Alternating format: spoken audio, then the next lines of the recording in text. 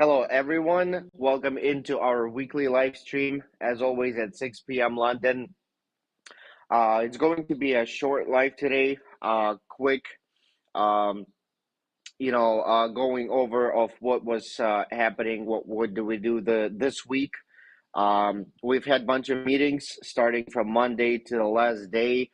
Um, we've had meetings with different startups. We had our own meeting going on Wednesday that we created for different startup people from the startup industry that we've met on our. I'm talking about our own event. We have met a person that works in the VC fund, and he's one of the people that's going over projects and their flows, their economy, and stuff like that, and gives the decision to the upper management in order for them to make a decision on whether to fund them or not. So many very interesting individuals from actually different parts of the world. We have different people coming from overseas that are staying in Bay Area, and they've just they saw our post about the meetup at the coffee shop, and they came in. That was pretty cool to see some really fresh people from not from US and not from the Bay Area. So it was a pleasure to talk to them as well, because since we are not native here as well.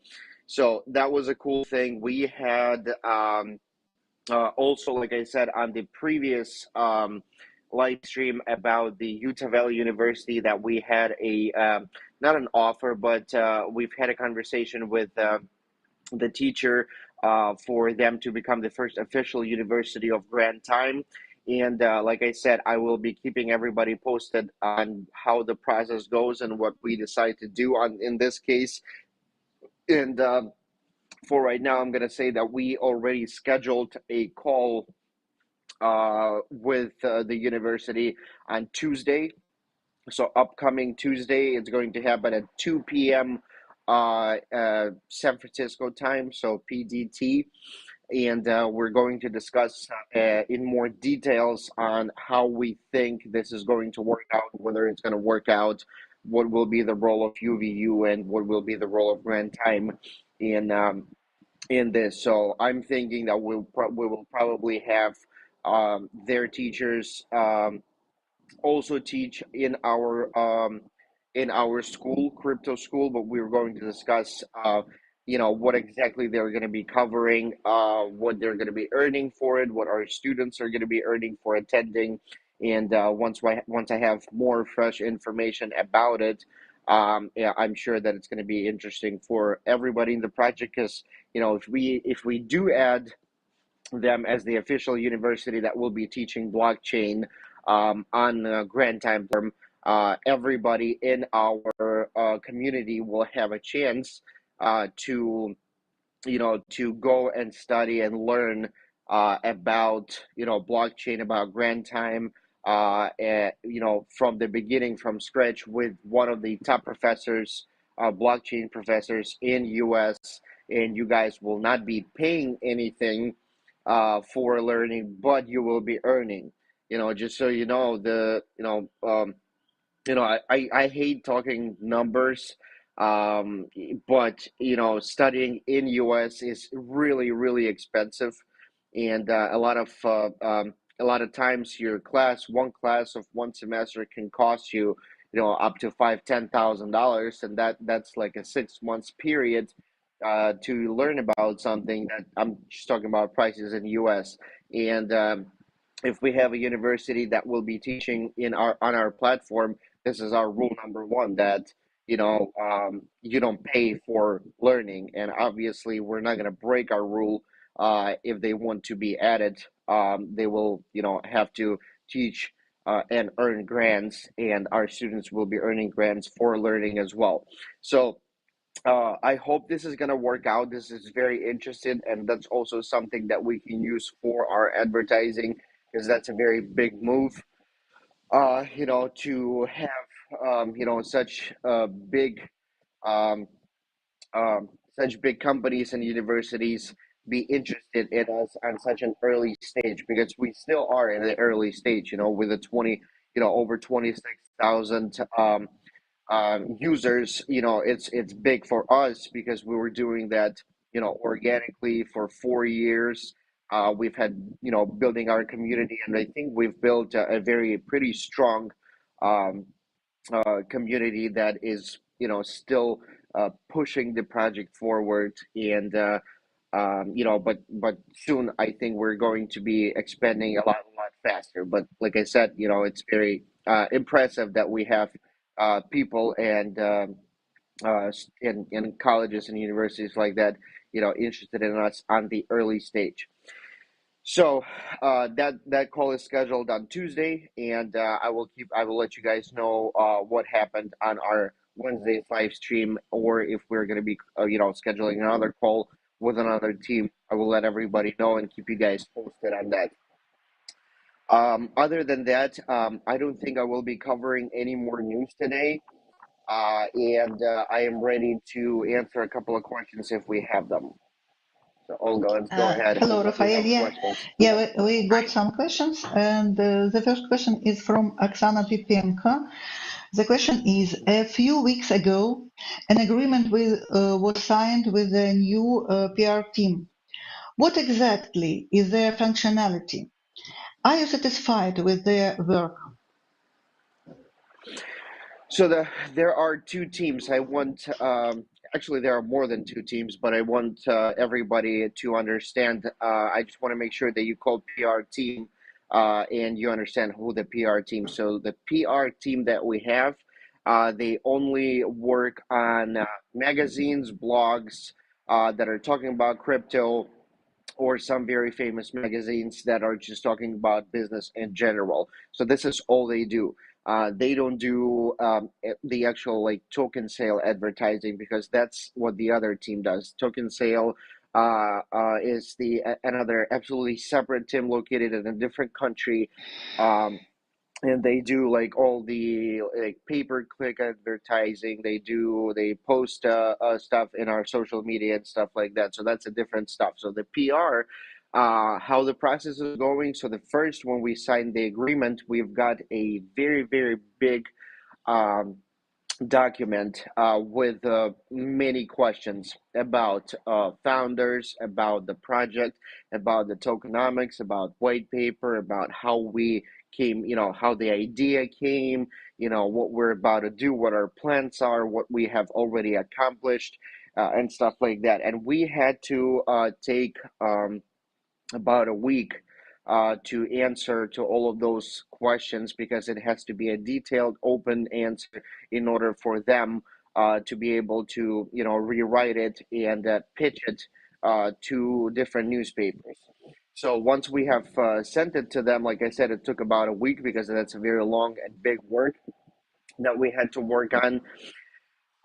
Once we did that, they are reviewing it, they're rewriting it, and they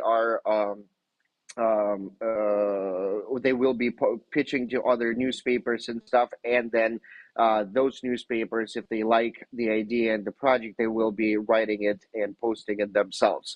So this is how the process, this marketing process works.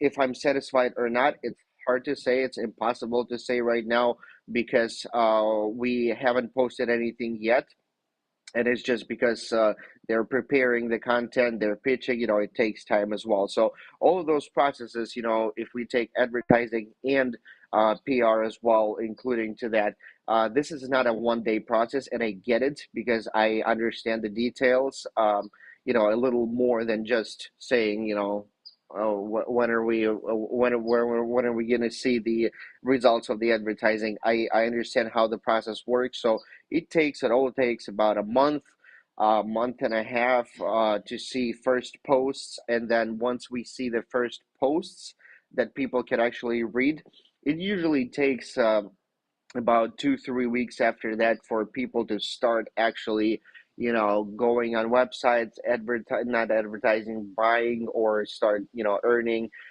because it's just a human factor, that we see something, we want to research, we want it to pop up a couple, a couple of times on the other pages and stuff. So it just take times. But you know, if we think about a month out of the whole period, even just you know talking about token sale, you know this is not a long period of time. So I know that we all are waiting. I am the same way. I'm waking up every morning and then saying, "Hey, you know, like I want to see Grand Time everywhere. I want everybody to talk about Grand Time." But there is a lot work to it that we need to be patient about and just go through step by step and do everything the right way.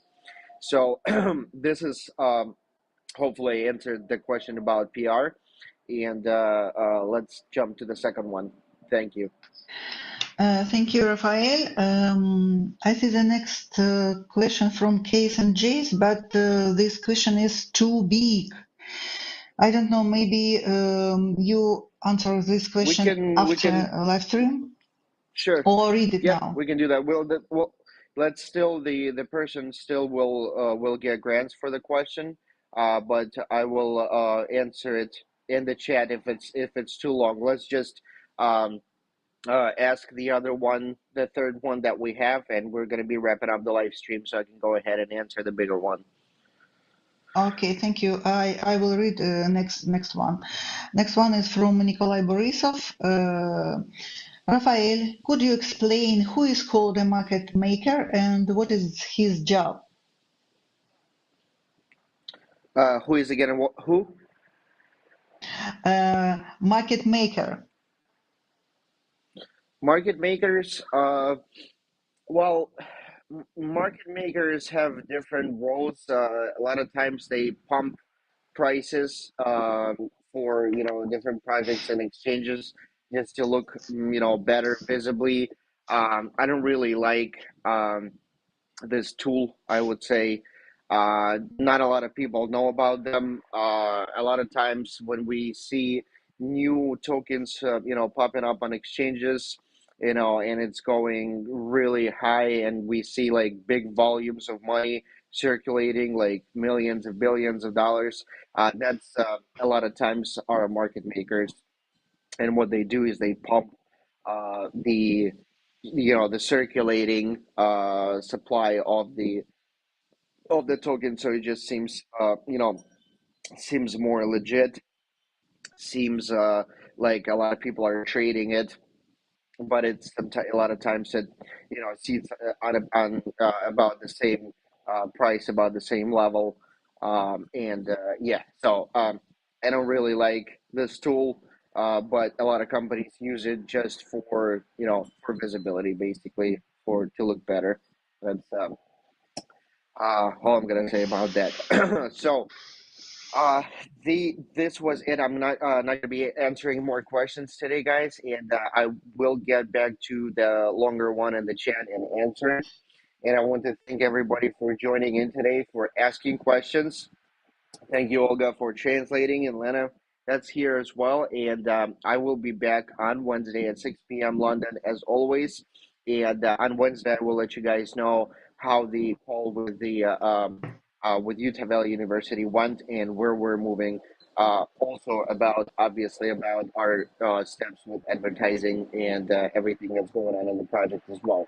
So thank you all, and I will see you guys on Wednesday at 6 p.m. London. Bye bye. Bye bye, Rafael. Have a good day.